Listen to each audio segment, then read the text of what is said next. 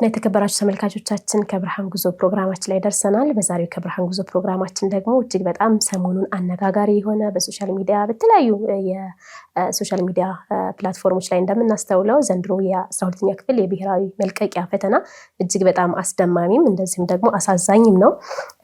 የሚያሳዝኑት እንደሚበዙ ሁሉ የሚያስደስቱት ደግሞ እጅግ በጣም አስደናቂ በሆነ ውጤትም የታለፈበት የትምህርት ዘመን ነበርና 2017 ከዛ ውስጥ እንደዚሁ አመርቂና እጅግ በጣም ከፍተኛ ውጤት ያመጣ ወንድማችን አብዱራህማን ኢድሪስ አለ። ከሱ ጋር ጥሩ ቆይታ እናደርጋለን። በተለይ ደግሞ 12ኛ ክፍል ቀጣይ ዓመት የምትፈተኑ እንደዚሁም ደግሞ በትምህርት ዓለም ላይ አሁን ያላችሁ ከሱ ልምድ ከሱ ያጠናን ዘዴ ብዙ ነገሮችን ትማራላችሁና ከሱ ጋር አብራችሁ እንድትቆዩ ከወዲሁ ጋብዛችኋለሁ። አብዱራህማን እንኳን ደህና መጣ።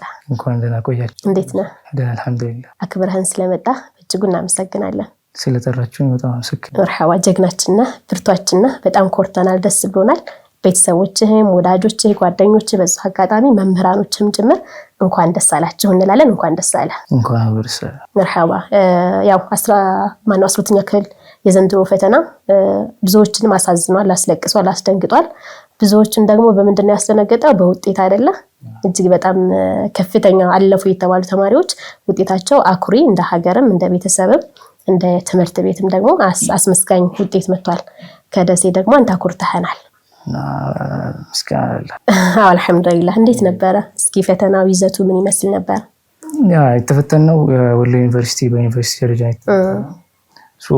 ጠዋት እንሄዳለን፣ በባስ እንሄዳለን። ከዛ በኋላ ያው አላ 3-5 ቀን አካባቢ ተፈተናል እና በኔትወርክ ምክንያት ኦንላይን ስለነበር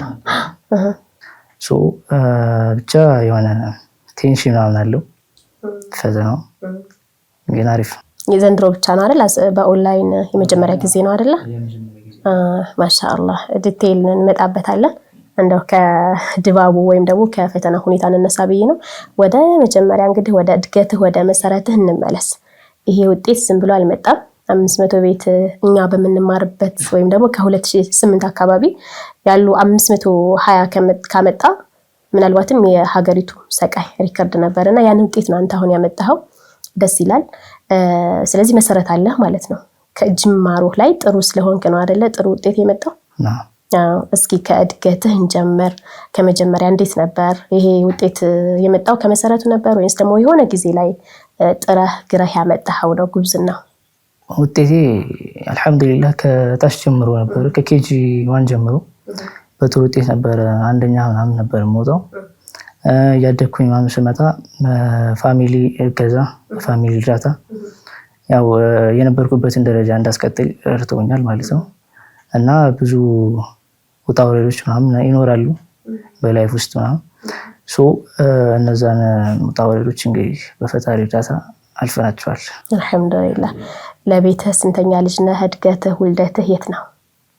ለቤተሰብ ለአባቴ የመጀመሪያ ልጅ፣ ለእናቴ ደግሞ 3ኛ ልጅ። ማሻአላህ። ያው በቤተሰብ እድገቴ ያው ምንድነው በባህሪ ምናምን አሪፍ ነበርኩኝ፣ አላስቸግርም። ሰምቻለሁ፣ ጨዋ ነህ በጣም ተብሏል። ማሻአላህ። አላስቸግርም ነበር ምናምን እንደዚህ ነው እንግዲህ። በቤት ውስጥ ስራ አግዛለሁ ምናምን። ቤተሰብህን ታግዛለህ? የትምህርት ሰዓቴን በማይገፋብኝ መልኩ ማለት ነው አግዛለሁ። ማሻአላህ። ደሴ ከተማ ነው ተወልደህ ያደግከው? ደሴ ከተማ ሀገር ግዛት ቀበሌ ማለት ነው። ማሻአላህ። እንዴት ነበር እስኪ ከ1 እስከ 5 ያሉትን ትምህርቶች ወይም ደግሞ ኬጅ ላይ የሚባለው ደርሰሃል አንተ? ለኬጅ ትምህርት ቤት አግኝተሃል? ኬጂ ተምሬያለሁ። ኬጂ የሮያል ትምህርት ቤት ሮያል አጸደ ህጻናት ኬጂ 1 2 3 እዛ ነው የተማርኩት። አንደኛ ክፍል አሊፍ የመጀመሪያ ደረጃ ትምህርት ቤት ነው የተማርኩት። እዛ የነበረኝ ፐርፎርማንስ ያው አሪፍ ነበረ ምናምን። ብዙ ኮምፒቲቲቭ ነበረ ቦታው ማለት ነው። ብዙ ኮምፒቲሽን ምናምን ነበረ። 2ኛ ወጣሁኝ። ከዛ በኋላ ወደ ትኬመን መጣሁ። ትኬመን ከ2ኛ ክፍል ጀምሮ ማለት ነው። ኬጁ ላይ ግን ውጤት ተጭበርብሮብህ ነበራ? ውጤት አንደኛ መውጣት እየነበረብህ 2ኛ ወጣ። ያው እንትን ለማስደሰት ሲባል አይደለ? ልጆችን ለማስደሰት ሲባል ያው ለእሷ ይገባታል ሴትም ስለሆነች ለእሷ ተሰጠ ውጤት ማለት ነው። እንዴት አስተናገድከው ስሜቱን? መምህራኖችስ እንዴት አድርገው ይቅርታ ጠየቁ? እንዴት ሳወክባቸው እንደዛ እንዳደረጉ? ያው ፋሚሊ ናቸው የነገሩኝ እንትን ምናምን ማለት ነው። ፊሊንጉ ያው የሚያስጠላ ነበር። ከአንድ ኬጂ 1 2 አንደኛ ምናምን መውጣት ለምደሽ ሶስተኛ ስትወጪ ያለው ፊሊንግ ከባድ ነው። ከባድ ነበር። ያው በህፃንነቴ ስለነበረ ያልፋል። እንዴት ነበር ማለትም ያው ከቤተሰብ ከ12 ዓመት በፊት ነው እንግዲህ እያወራን ያለነውና የምታስታውሳቸውን ትነግረናለህ። ከቤተሰብ የተለየ ማበረታቻ በተለይ ደግሞ ልጆች የደረጃ ተማሪዎች ሲሆኑ ይህን ካደረግ አንደኛ ከወጣ ይሄ ይደረግልሃል፣ ሶስተኛ ከ3 በላይ ከወጣ ደግሞ የሚባል የሆነ ማዕቀቦች ይኖራሉ ቤተሰቦች ልጆቻቸው እንዲጠነክሩ ስለሚፈልጉና እሱ እናንተ ቤት ነበረ? እሱ ያው ብዙም ባይሆንም ነበር አለ። ምን ተደርጎልህ ታስታውሳለህ? የሆነ ኬጂ ያለውኝ ትምህርት እየተማረ ምናምን ቲቸሯ መጣች። ከዛ በኋላ ባለፈው የተማርነው አስታውሱኝ ምናምን አለች። ከዛ በኋላ አስታውሱኝ ምናምን ስትል ሁሉም ተማሪ ያወጣል፣ ይመልሳል፣ ይሳሳታል። ከዛ በኋላ ወጣሁኝ እቺ መለስኩኝ። ከዛ መምህሯ በጣም ደስ አላት ምናምንና ወጣ ከእንትኗላ ከትምህርት ቤት ወጣ ብስኩት ገዝተልኝ ወጣ ምናምን። እሱ ነገር ያ ሰፖርት አለ ቤት ውስጥ አለ ሰፖርቱ በመጽሐፍ እርዳታ በመጽሐፍ እገዛ ይደረግልኛል። ፋሚሊ ሰፖርት ያደርገኛል። ከኬጅ እንውጣና ወደ መደበኛው ትምህርት ቤት ስትገባስ እንዴት ነበር ጉዞው? መደበኛ ትምህርቱ አሪፍ ነበር። ያው አንደኛ ክፍል እንዳልኩሽ አሪፍ ነው የተማርኩት። አሪፍ ትንሽ ያው ኮምፒቲሽን ከባድ ነበር ነው።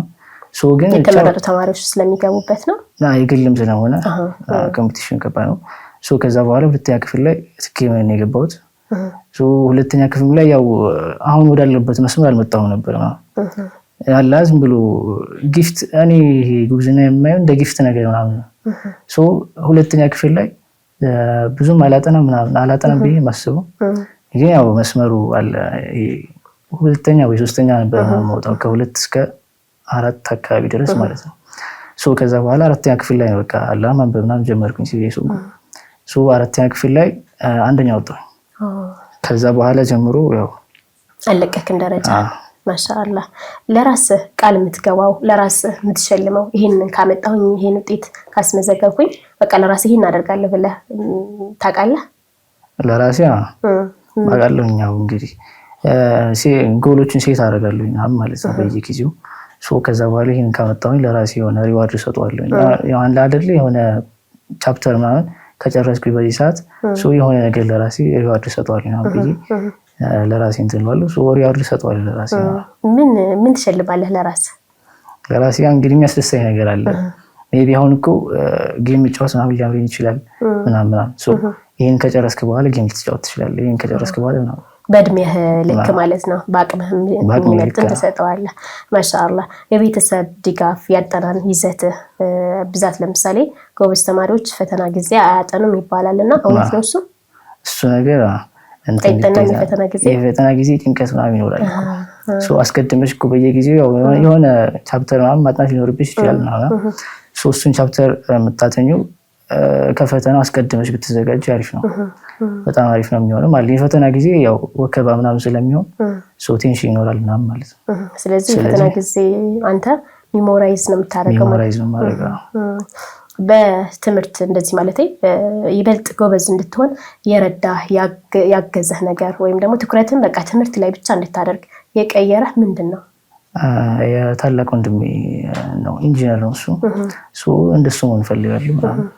ስለዚህ የእሱን አርአያ ምናምን በመከተል ነው። እሱም ጎበዝ ተማሪ ነው ወይስ ተሳክቶለት? ጎበዝ ተማሪ ነው። የእሱን አርአያ መከተል እፈልጋለሁ። በሱ ወይ ነው የመጣሁት። ከቤተሰብ ከራስ ደግሞ አለፍ ሲል የሆነ አንተን እንደሱ በሆነ ብለህ የምትመኘው መምህራኖች ለምሳሌ ይኖራሉ አይደለ? በአስተማሪነታቸው በጣም ጎበዝ የሆኑ በጣም በጥሩ ሁኔታ ተማሪዎችን ድጋፍ አድርገው የሚያስተምሩ አሉና ከመምህራኖች ጋር እንዴት ነበረ? እንደሱ መሆን አለብኝ ብለህስ ወስነህ የምታውቅባቸው ጊዜያቶች ነበሩ ወይ?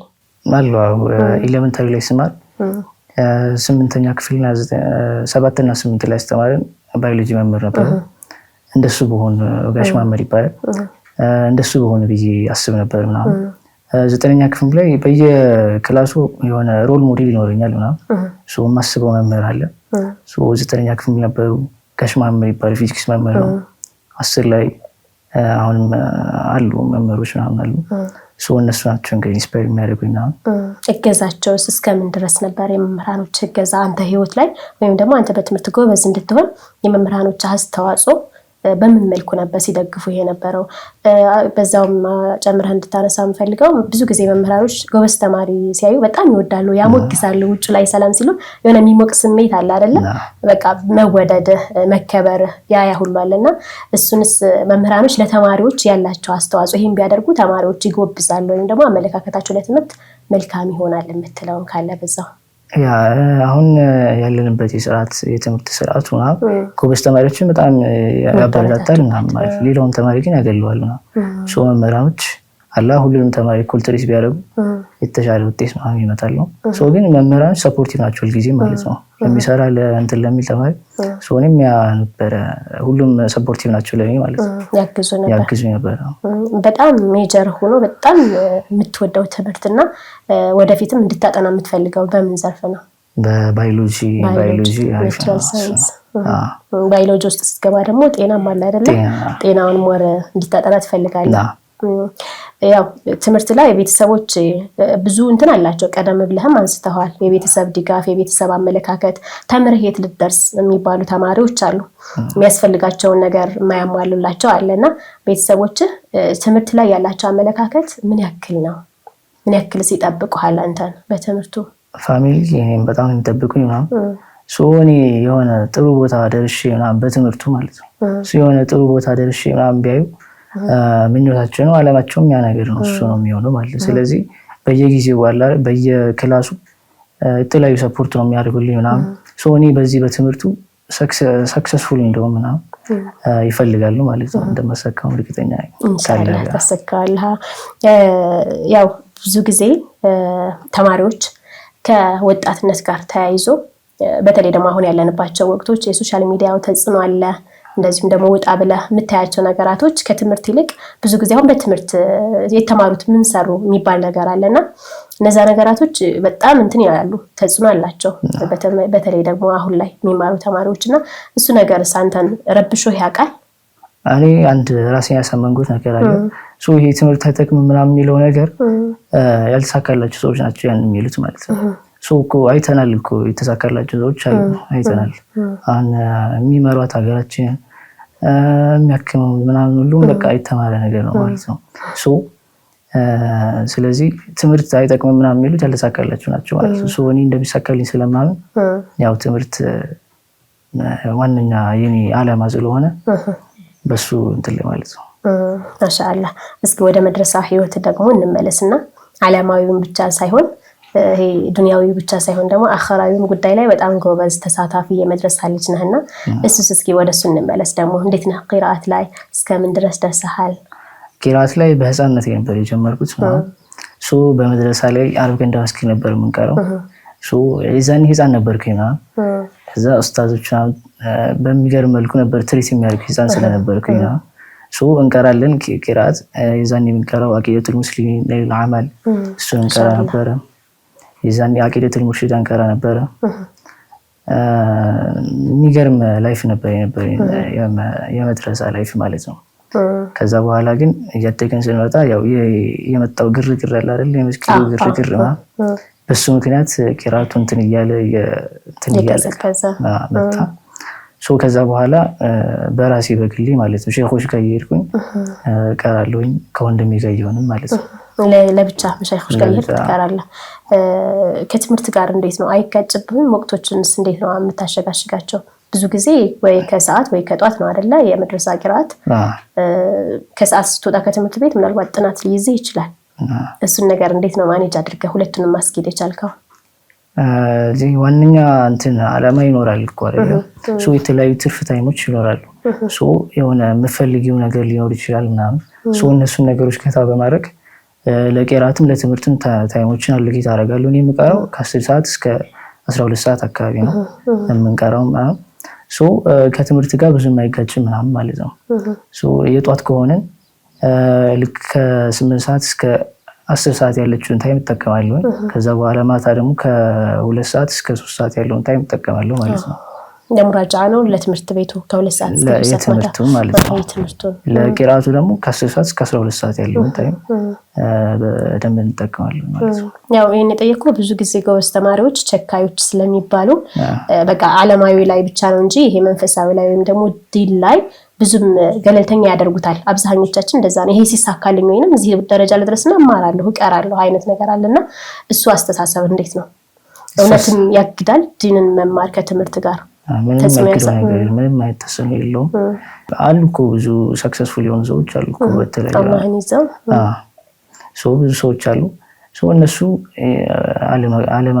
ዓለማዊ እውቀት አላቸው መንፈሳዊ እውቀት አላቸው ማለት ነው ስለዚህ ያው ይቻላል አይጋጭም ማለት ነው ማሻአላህ ቤትም እንደምታግዝ ቅድም ነግረኸኛል ቀደም ብለህ ከቀረጻ በፊትም እንደዚሁ በጣም ብዙ ስራዎችነትን በጣም ታግዛለህ ሰፖርቲቭ ነህና ሴት ልጅ የላችሁም ይመስለኛል የቤተሰብ ኃላፊነቱን የጎበዝክ ስትሄድ ደግሞ የሚጠብቁ አለ አይደለ ስለዚህ የቤተሰብ ኃላፊነቱን እናት የምታግዝበት መንገድ ከምን የተነሳ ነው እና ያው ኔቸሪ ነው እንደዛ ነገር ነው ኔቸሪ የመሃል ልጅም ስለሆንኩኝ መካከለኛ ስለሆንኩ በቤቱ ሁሉም አይናንተ ላይ አለ ሁሉም ስለዚህ ማዘር ከኔ የሚጠብቀዋል ፋዘር ከኔ የሚጠብቀዋል ስለዚህ ያው በቤት ውስጥም አጋዥ መሆን አለብኝ ሰፖርቲቭ መሆን አለብኝ ማለት ነው ስለዚህ ታላላቆቼ ምናምን እነሱም ወደ መንገድ እንድመለስ ያደርጉኛል ስለዚህ ማገዝ አለብኝ ግዴታ ማለት ነው ቤተሰቦች ደግሞ ብዛት እየለፉብህ ያለው ትምህርት ላይ ነው በትምህርት ስኬታማ እንድትሆን ጎበዝ እንድትሆን ይፈልጋሉ የመድረሳው ሰዓት ደግሞ አለ አይደለ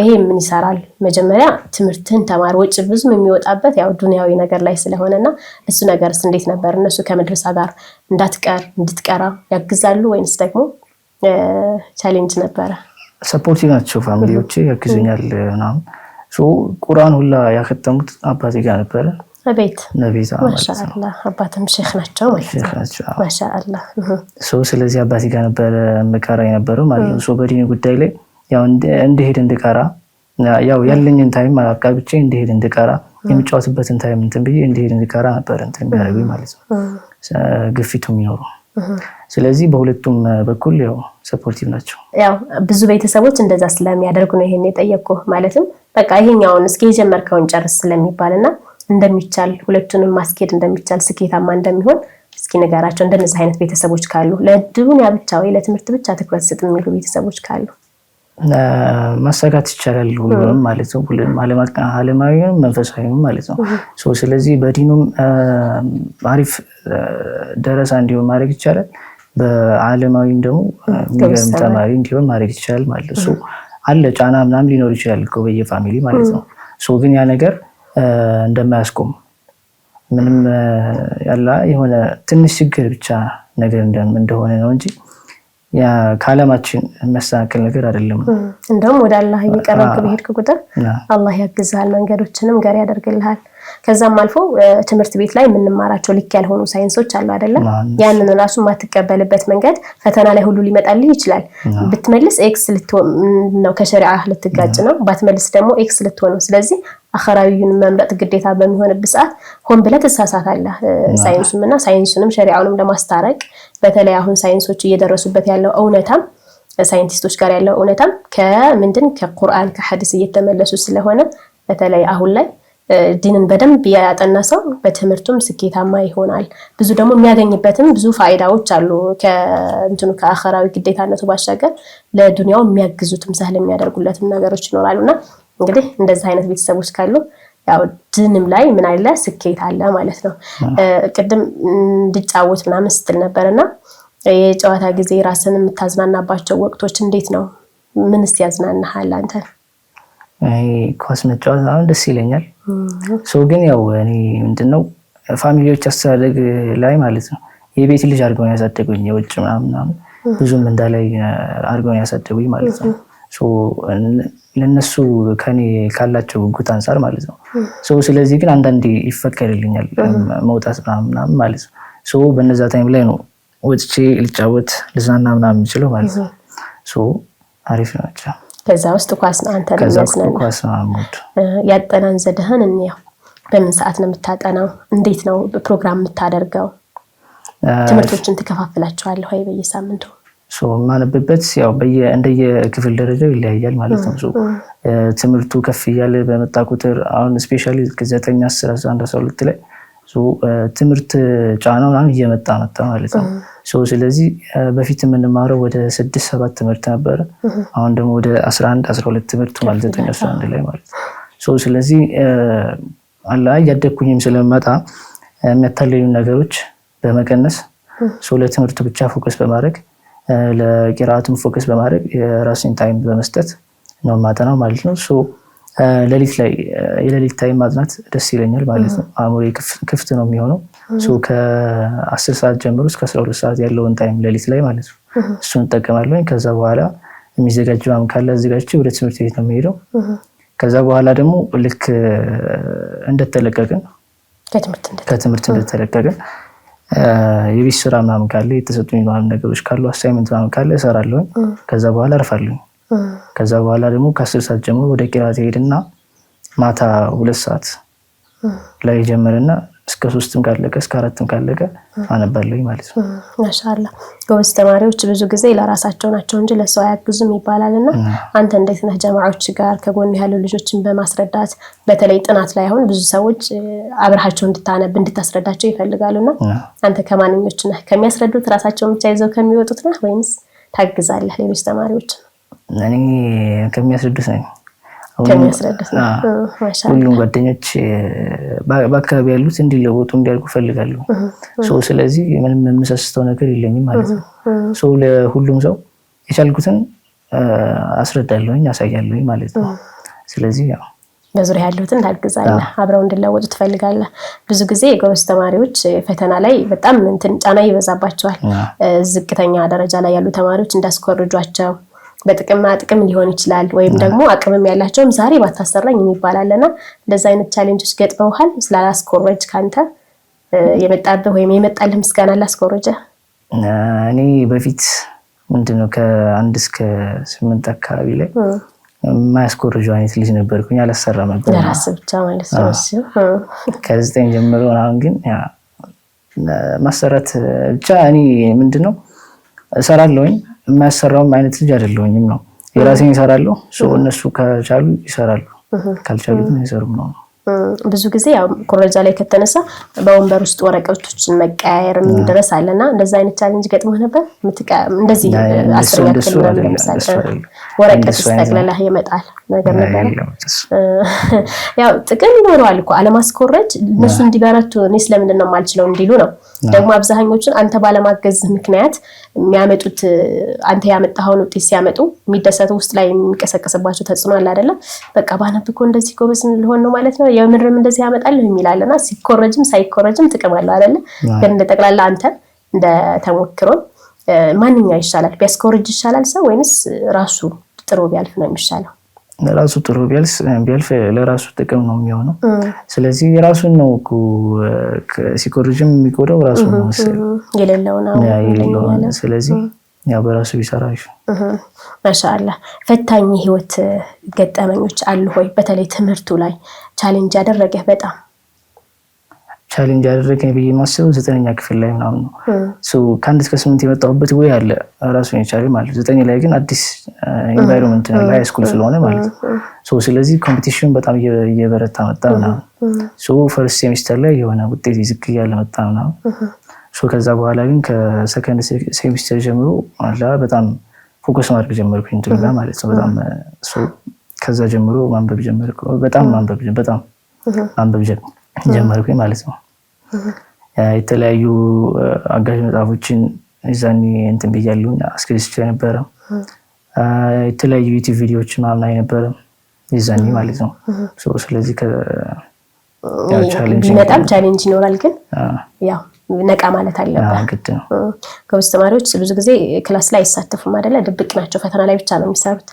አንተ እንዴት ነህ? መካከል ላይ ያለ ተማሪ በጣም ይሳተፋል፣ ግን ፈተና ላይ ያን ያክል አይደለምና እንዴት ነው አንተስ? ተሳተፍ ነበር? እኔ በፊት በህፃንነት ከአንድ እስከ 8 ባለው ነበር ጉጉትም ስላለ ከዛ እስከ 12 ባለው ግን አልሳተፍም። ያው ፈተና ላይ ብቻ ምሳሌ ማሻአላህ። ሶሻል ሚዲያ አግዞሃል አንተን እንዴት ተጠቀምክበት? ዩቲዩብ ላይ ምናምን አይ ነበር ስትለኝ ነበር።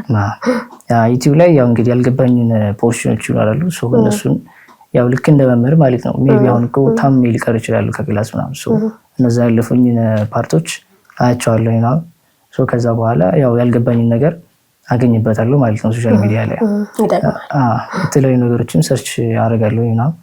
ሶ በእነሱም ተጠቅሜያለሁ። ወደ ዩኒቨርሲቲ ልትሄድ ነው እንደገና ሌላ ዓለም ሌላ ኢንቫይሮንመንት ሊጠብቅህ ነውና ብዛት ብታጠናው ደስ የሚልህ ቅድም ባዮሎጂ በጣም ተወዳለህ ነው። አሁን ይታወቃል እንዴ እንትኑ ፊልዳችሁ የትኛው ዘርፍ ላይ እንደሆነ ኢንጂነር ወይንስ ወደ ጤና? እኔ ማጣት እንፈልገው ሜዲሲን ነው ወደ ጤናው ማለት ነው። ፍሬሽማን ኮርስ አለ ዩኒቨርሲቲ ገና ነው አልታወቀም። ገና ነው አልተመደበም። ሶ ግን ሜዲሲን ማጣት እንፈልገው። ሜዲሲን ማጣት ትፈልጋለህ? ኢንሻአላህ አላህ ያግዛል። እዛ ላይ እናገኝሃለን። መርሐባ። እንግዲህ ያው 12ኛ ክፍል በጣም አነጋጋሪ ነበር በኢንተርኔትም ስለነበረ ትንሽ ቻሌንጅ ነው። አኪድ አንተ አትፈራም፣ ግን የጠበቀው ስኮር ስንት ነበር? ምን ያክል አመጣለሁ ብለህ ነበር? ሲመጣስ እንዴት ነበር ስትጠብቀው የነበረ? የጠበቅኩት ያው በጣም ከፍ ያለ ውጤትም ይሆናል ብዬ አልጠበቅኩም ነበር። ወደ 450 ምናምን ነበር የጠበቅኩት።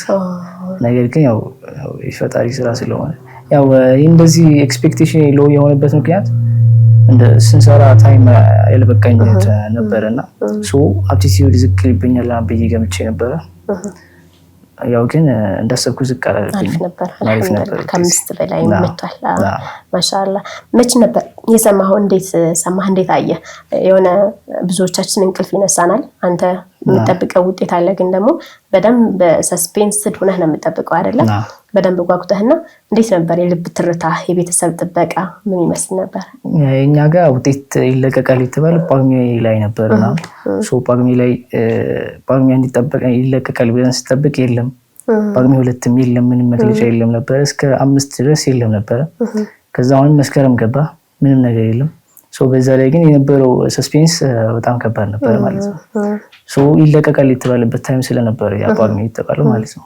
ነገር ግን ምንም የለም እና የተለያዩ መረጃዎችን ታያለሽ ምናምን ዛሬ ተለቀቀ የሚሉ ሰዎች ነበሩ ምናምን።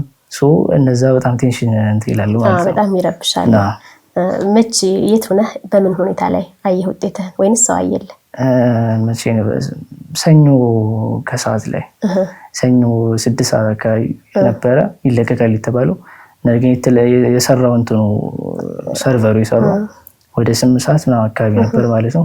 ልክ ዝም ብዬ ሲሞክር ከዛ ሰራልኝ በድንገት ማለት ነው። 517 ይላል። ደስታዬን መቆጣጠር አልቻልኩም ነበር ምናምን። ከዛ ቶሎ ብዬ ወርጄ ለፋሚሊ ያሳየኋቸው። የት ነበር? ከቤት አልነበርኩም? ቤት ነበርኩኝ። ከዛ አሳየኋቸው ምናምን። ሁላችንም አንድ ላይ ሰለብሬት አደረግን። በጣም ደስ የሚል ነበር። ማሻአላህ። ጓደኞች፣ ቤተሰብ እንዴት በምን አይነት ሁኔታ ደስታችሁን አሳልፋችሁ? ያው በመደዋወል ምናምን ጊዜ ኮለፈ ምናምን ይሉ ነበር ፋሚሊ። ምንም እንደዛ አልነበረ። ሶ በጣም ደስ ይል ነበር። ማሻአላህ። ደስተኛ ነህ በመጣው ውጤት? ከጠበቀው በላይ ስለሆነ ይበልጥ ኃላፊነት እየጨመርክ ነው። በሰፈርም በቤተሰብም እንደ ትምህርት ቤትም ደግሞ ይበልጥ እየተሸከምክ ነውና ብዙ ኃላፊነት አለበት ወደ ግቢ ስትሄድ ኢንሻአላህ። ከዚህ በላይ ደግሞ ያው ግቢ ነፃነቱም አለ። ቤተሰብ ጋር ፍሪ ስለምትሆን ደግሞ እንዳያዘናጋህ እሱም በደንብ ጥንቃቄ ያስፈልገዋል ግቢ ላይ። ያው እንደቀደም ብለኸኛል፣ ቻሌንጆች አሉት። መውጣት መውረድ አለ፣ ውጤት ዝቅ ማለት ውጤት ከፍ ማለት አለና ለተማሪዎች ይህን ነገር ካደረጉ ይችሉታል፣ ማንም ሰው መቀየር ይችላል ብለህ ዋና መልእክት የምትላቸው የምትነግራቸው? በመጀመሪያ ውጤት አለ አይደለ? በጣም ከፍተኛ ውጤት ኤክስፔክት ማድረግ የለባቸውም። በዝቅተኛ ኤክስፔክቴሽን ነው መጀመሪያ ያለባቸው ማለት ነው። ሶ ከዛ በኋላ ደግሞ ብዙ ቻሌንጆች እንደሚኖሩ ማመን አለባቸው። ሶ ምንድነው ሜቢ አሁን እኮ ላይ ሰካ ይችላል። በመጀመሪያ ሴሚስተር ላይ ዝቅተኛ ውጤት ሊመጣ ይችላል፣ ግን ሰከንድ ላይ ማሻሻል ይቻላል። ሶ ስለዚህ መጀመሪያ ኤክስፔክቴሽን ዝቅ አድርጎ መጀመር፣ ከዛ እኔ አልችልም የሚለው ነገር ቢኖር አሪፍ ነው። ቢኖር አሪፍ ነው። እኔ እችላለሁ የሚል ነገር ቢኖር፣ አልችልም የሚለው ባይኖር እችላለሁ ካልሽ በቃ እንትን ትያለሽ ነው። ለራስሽ ያለሽን አመለካከት እንትን ይላል ትቀይረዋለህ። ስለዚህ ያው መጀመሪያ ኤክስፔክቴሽን ዝቅ ማድረግ አሪፍ ነው። ስለዚህ ከዛ በኋላ ያው ከጊዜ በኋላ ነው እንግዲህ ራሱ ውጤት ስራሽ ይናገራል ከጊዜ በኋላ። ይህ ነገር ቢኖረኝ እንደ ቤተሰብም እንደ ራስህም ይህ ነገር ቢኖረኝ ወደፊት የተሻለ ነገር አመጣለሁ ወይም ደግሞ ሊያግዘኝ የሚሆን ነገር ቢኖርልኝ ብለህ የምትለው አለ? ቅር የሚያሰኝህ ትምህርት ላይ ይሄ ቢያግዘኝ የበለጠ አስመዘግባለሁ የበለጠ ጠንክሬ እማራለሁ የምትለው? ያው እንትን ነው አካባቢ ላይ ያሉ አላ ጨዋታ ምናምን ያምረኛል ነው እነሱ ነገሮች ባይኖሩ ከዚህ የበለጠ ላመጣ እችል ነበር ነው እና ያለሁበት ኢንቫይሮንመንት ማለት ነው ከፋሚሊ ጋርም ስለሆንኩኝ ያው አላ የሆነ ቀን በቀን ስለ ትምህርት የሚወራበት ቦታ ላይ ምናምን ብሆን ከዚህ በላይ ላመጣ እችል ነበር። ማሻአላህ። መምህራኖችህ እገዛ ያደረጉልህ ቤተሰቦችህ ማመስገን የምትፈልጋቸው በተለይ ደግሞ ቤተሰብ ትልቁን ድርሻ ይወስዳልና እስኪ አመስግናቸው፣ እንዴት ትገልጽላቸዋለህ ምስጋናህን? በእናንተ ጥረት እንደዚህ ሁኛለሁ የምትለው ካለ? በቅድሚያ ፋሚሊ ማመስገን እፈልጋለሁ።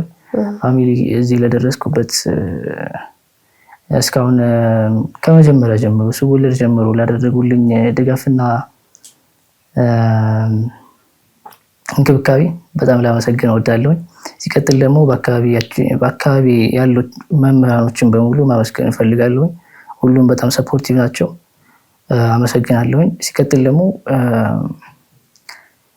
ስለኔ የሚጓጉልኝ ስለኔ የሚያስቡልኝ ዘመዶች አሉ፣ እነሱን ማመስገን እፈልጋለሁ ማለት ነው። አክብራችሁ ስለጠራችሁ ይለቅ እኛም አክብረህ ስለመጣ ከልብ አድርገን እናመሰግናለን። ወደፊት እንግዲህ እኛም ብቻ ሳንሆን ብዙ የኢትዮጵያ ሕዝብ ትልቅ ደረጃ ላይ ደርሰህ ሕዝብህን ማህበረሰብህን የምታገለግልበት ሙያ ይዘህ እንድትወጣ መልካም ምኞታችንን እንገልጻለን። አመሰግናለሁ። ጓደኞችህ አሉ እንዳንተ መልካም ውጤት ጥሩ ውጤት የመጣላቸው ተስፋ አላቸው እንዳንተ እነሱም ከዛ ደግሞ ውጤት ሳይመጣላቸው አሁንም ልባቸው የተሰበረ ያዘኑ የታባቱ ትምህርት ያሏል መልእክት አስተላልፍላቸው ለሁለቱም። ከፍተኛ ውጤት ላስመዘገቡት ይሄ የሚገርም ውጤት ከሆነ ለነሱ አሪፍ ነው፣ የስራቸው ውጤት ነው፣ የልፋታቸው ውጤት ነው የሚሆነው። ስለዚህ በጣም ደስ ይላቸው ይገባል ምናምን። ግን ደግሞ እነዚህ እናልፋለን ብለው ሙሉ በሙሉ እንትን የሆኑት ጊዜው አልረፈደም።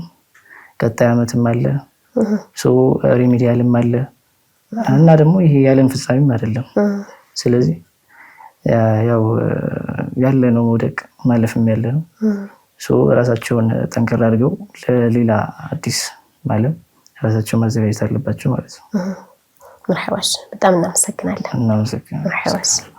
መርሐባስ አብዱራህማን፣ እጅግ በጣም ኮርተንብሃል። ወደፊትም ኢንሻአላህ እንኮራብሃለን። ትልቅ ኃላፊነት አለብህ። የቤተሰብ፣ የመምህራኖችህ፣ የትምህርት ቤትህ፣ የሀገርህ እንደዚህም ደግሞ እንደ ጀማዓም ደግሞ መላው ሙስሊም እህት ወንድሞች ጥሩ ነገር ይዘህ እንድትወጣ ከግቢም ስኬታማ እንድትሆን የበለጠ ካሰብከው በላይ ደግሞ ጥሩ ነገር ይዘህ እንደምትመጣ ተስፋ እናደርግብሃለን። ኢንሻአላህ አላህም ደግሞ ያሳካልሃል።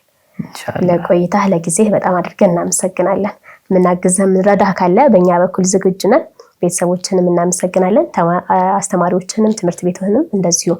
ውድና የተከበራችሁ ተመልካቾቻችን እንግዲህ ከወንድም አብዱራህማን ጋር የነበረን ቆይታ ይህን ይመስላል። የማይቻል ነገር የለም። ዋናው ነገር ራስን አሳምኖ ለቆሙለት ዓላማ ሁልጊዜ መትጋትና እንደዚሁም ደግሞ ነገ ትልቅ ተስፋ አልመን ሰንቀን ለምንሄደው ነገር መስዋዕትነት የሚያስከፍል እንኳን ቢሆን መስዋዕት ከከፈልን እማንደርስበት እማናሳካው የለም። የዛሬው ወንድማችን አብዱራህማን ኢድሪስ የብርሃን ጉዞ ታሪኩ ያካፍለናል። ስለዚህ ሁላችንም በያለንበት በየተሰማራንበት ጥንካሬያችን ጨምረን ስኬት ላይ እንደርሳለን መልእክታችን ነው። ቀሪ ፕሮግራሞቻችን ይቀጥላሉ። አሁንም መልካም ቆይታ ይሆንላችሁ።